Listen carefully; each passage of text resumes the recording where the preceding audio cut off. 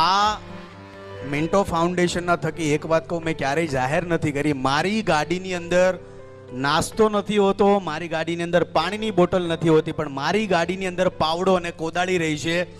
રસ્તામાં જેટલા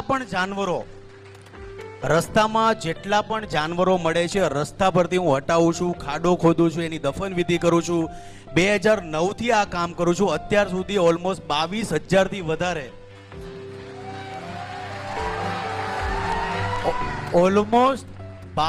થી વધારે જાનવરોની મેં દફન વિધિ કરી છે.